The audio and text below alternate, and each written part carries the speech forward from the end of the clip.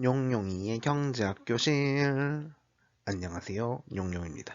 오늘은 인플레이션에 대한 이야기를 조금 해보겠습니다.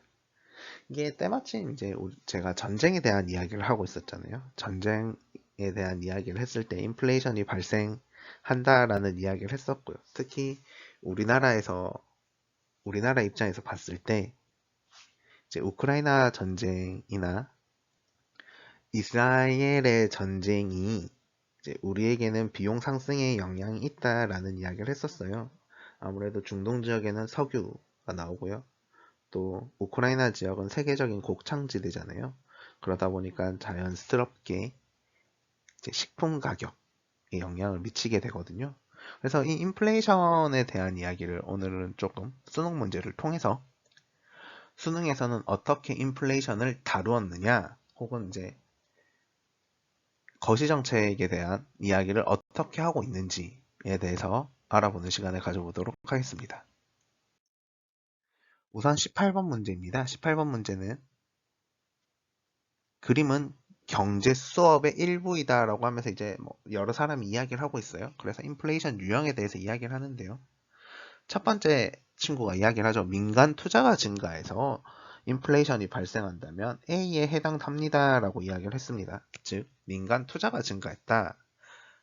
다시 말하면 총 수요가 증가했다라고 이야기를 하는 거고요. 제가 좋아하는 산식 거시에서의 기본 산식이 있죠. y는 c 플러스 i 플러스 g 플러스 nx가 있는데요. 거기서 i가 증가했다라는 이야기가 되는 거고요. 그랬을 땐 총 수요가 증가한 것이다 라고 했을 때 이제 우리가 수요 공급 곡선 상에서 이제 어, 수요 곡선을 상에서 우리가 수요가 증가했다라고 이야기를 하면 되고요. 두 번째 친구가 이야기를 하죠. 총 공급 곡선이 이동하여 인플레이션이 발생했다면 B에 해당합니다 라고 하는데요. 총 공급 곡선이 이동해서 인플레이션, 물가가 상승하려면요. 총 공급이 감소해야 합니다. 공급이 증가하게 되면 물가가 하락하는 효과가 있고요. 그러면 물가가 상승하기 위해서는 그 총 공급이 감소해야 합니다. 그랬을 때 가에 어떤 이야기가 들어가야 하느냐 하는 문제인데요. 우선 하나씩 보도록 하죠. A는 스태그플레이션을 이야기한다라고 이야기를 하는데요.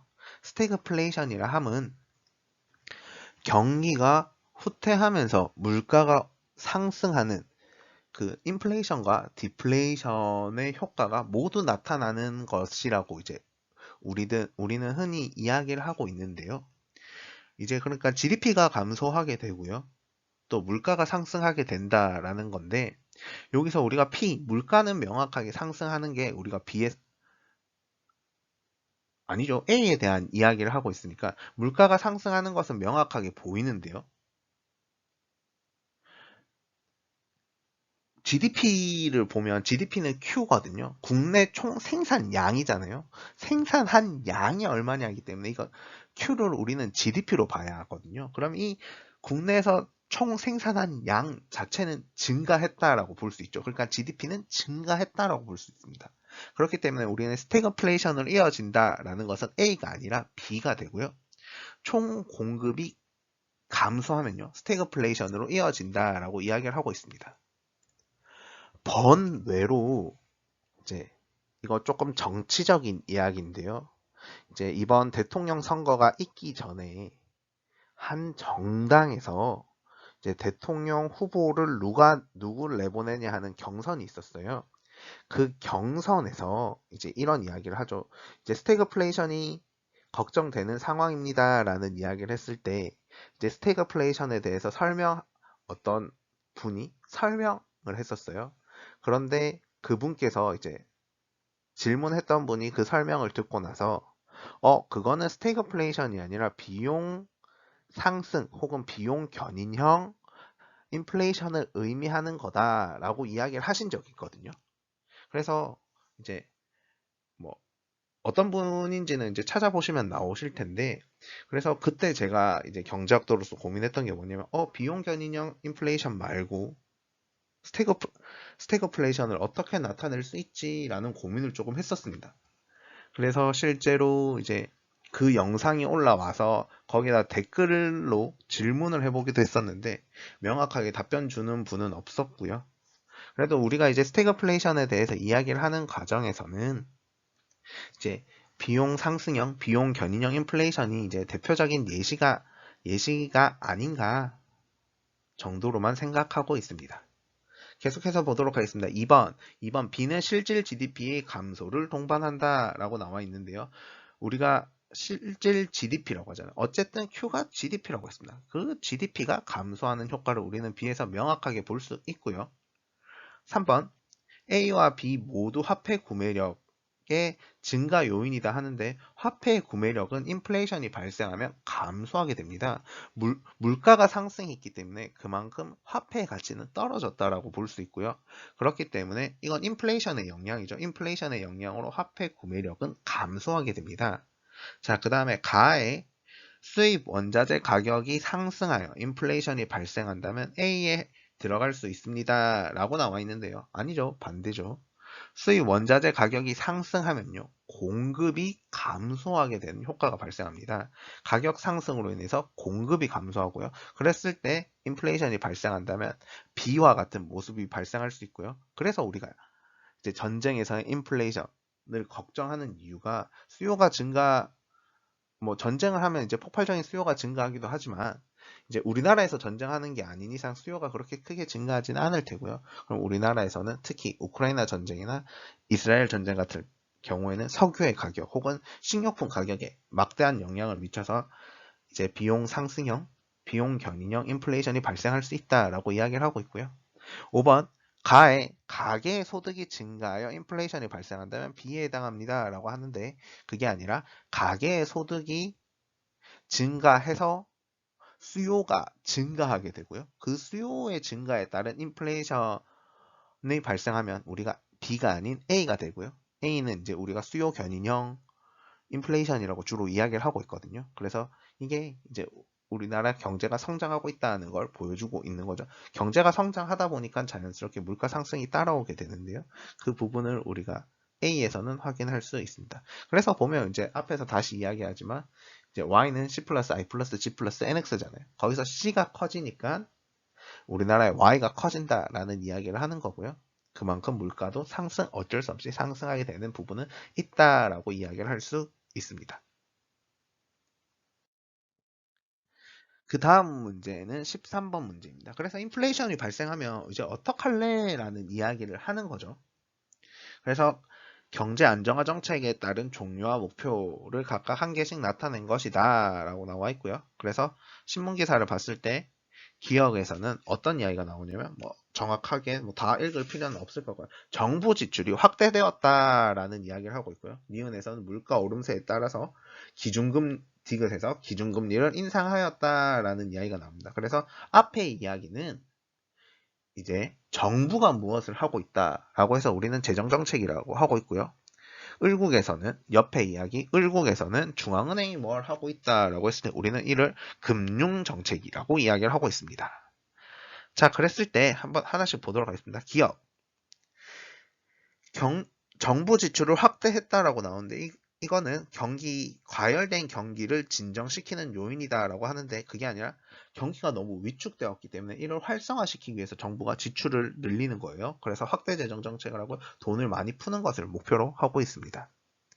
2번 니은 물가 오름세죠. 물가 오름세의 개선 방안으로 지급 준비율을 인하한다라고 하는데 반대로 지급 준비율을 높여줘야 됩니다. 물가가 가파르게 오르는 것을 우리가 억제하기 위해서 시중에 풀린 돈을 줄여줘야 되거든요. 시중에 너무 돈이 많이 풀리니까 돈의 가치가 상대적으로 떨어지게 되고 물건의 가치가 올라가서 물가가 상승했다라고 볼 수 있거든요.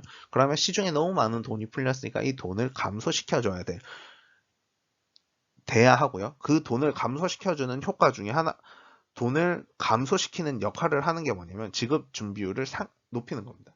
인상해버리면 은행에서 의무적으로 돈을 더 많이 가지고 있어야 되고요. 그럼 은행에서 돈을 더 많이 가지고 있으면 자연스럽게 시중에 풀리는 돈이 감소하게 된다라고 볼 수 있는 거고요. 세 번째, 니은의 개선 방안으로 중앙은행의 국공채 매각 확대를 들 수 있다라고 합니다. 중앙은행이 국공채를 매각했어요. 채권을 팔았죠. 팔았으니까 그만큼의 현금이 들어오게 됩니다. 현금이 들어오게 되니까 시중에 풀린 화폐의 수량이 감소하게 되고요. 그러니까 물가를 어느 정도 안정화시킬 수 있게 되는 것입니다. 4번, 기업과 디귿은 모두 총수요를 증가시키는 정책이다 하는데, 기업은 정부 지출을 확대했으니까 Y는 C 플러스 I 플러스 G 플러스 NX에서 G가 증가한 거니까 총수요가 증가한 것이다 라고 이야기를 할 수 있지만, 디귿, 기준금리를 인상했다라고 하면 기준금리를 인상했다는 것 자체가 시중에 풀리는 돈을 줄여보겠다라는 거죠. 그렇기 때문에 총수요를 억제하는 정책이기 때문에 4번도 틀린 말이 되고요. 자, 5번, 가에는 긴축 재정정책, 나에는 경기 부양이 들어갈 수 있다라고 하는데, 가에는 긴축 재정정책이 아니라 긴축 금융정책이라고 이야기를 할 수 있습니다. 이게 재정정책과 금융정책이 그러면 차이가 뭐냐라고 하는데, 재정정책은 정부가 하는 거고요. 금융정책은 중앙은행이 하는 것을 이야기하고 있습니다. 그럼 이게 차이가 뭐냐라고 하면 이건 고등학교 때까지는 내용을 정확하게 배우진 않습니다. 고등학교 2학년, 3학년 때 우리가 경제를 선택해서 기초 전공을 배운다 하더라도 이때는 이제 이 두 개의 차이에 대해서 우리는 알 수 없고요. 이제 대학교 넘어가서 경제 원론 2 정도, 경제 원론이 1, 2로 나뉘어 있을 때 2에서 거시를 다룰 때 혹은 거시경제학을 다룰 때 우리가 배우게 되는 건데요. 그래서 사실 고등학생들한테 저는 재정정책이냐 금융정책이냐가 그렇게 중요하냐라는 말을 했을 땐 그렇게 중요하다라는 생각을 하진 않고요. 다만 총수요를 증가하느냐 감소하느냐, 그래서 어떻게 총수요를 증가시키느냐 어떻게 총수요를 감소시키느냐가 더 중요하다라고 생각을 해서 사실 13번에 5번 보기 문제 긴축 재정으로 이게 매력적 오답을 만드는 것 자체가 저는 크게 의미 있는가라는 생각은 하기는 하고, 이게 그래서 이 문제 조금 좋진 않다라는 생각을 개인적으로는 했었어요. 그런데 이게 대학으로 넘어가서 거시경제학을 배우면 이제 확대 재정 정책을 하면 IS 곡선이 움직이게 되고, 이게 확대 금융 정책을 하면 LM 곡선이 움직이게 됩니다. 그래서 IS 곡선이 어떻게 움직이고 LM 곡선이 어떻게 움직여서 우리 아까 봤던 그래프처럼 총수요를 어떻게 만들래 하는 이야기를 그때 하게 되거든요. 그랬을 때 그러면 이제 우리가 총수요를 만들기 위해서 IS LM 곡선이 어떻게 생겼고 IS 곡선은 어떻게 움직이고 LM 곡선은 어떻게 움직이니까 이제 재정정책이 더 좋은 것 같아. 금융정책이 더 좋은 것 같아. 그래서 케인즈 학파와 이제 고전 학파의 싸움이 계속해서 벌어지는 게 거시경제학을 배우는 내용의 대부분입니다. 그래서 그때 이제 우리가 어떤 인플레이션을 막기 위해서 어떻게 하는 게 좋아? 혹은 우리가 이제 고용을 확대하기, 경기를 활성화시키기 위해서 어떻게 하는 게 좋아? 하고 이제 케인지언과 고전 학파가 계속해서 싸움을 하거든요. 그런 그 주장들을 하나씩 배우게 될 텐데, 거시경제학을 배우면 그런 문제들을 지금 가져와서 뭐 긴축 재정 정책이니 긴축 확대 정책이니 뭐 재정 확대 정책이니 뭐 그런 이야기를 하는 게 과연 좋은가? 이게 고등학생한테 뭐 이걸 구분할 수 있는 능력을 갖추는 건 매우 중요하지만, 이걸 그렇다고 해서 수능 문제에서 우리가 좀 더 심도 있는 주제로 고민을 하게끔 만들어야 되는 거에서 이런 말장난을 하는 게 맞는가라는 생각은 조금 해보았고요. 다만 이게 우리가 재정정책이냐 금융정책이냐 하는 문제는 어쨌든 경제학에서 매우 중요한 문제다라는 말씀을 드리면서 마치도록 하겠습니다. 질문 있으시면 댓글로 남겨주시고요. 구독과 좋아요는 필수입니다.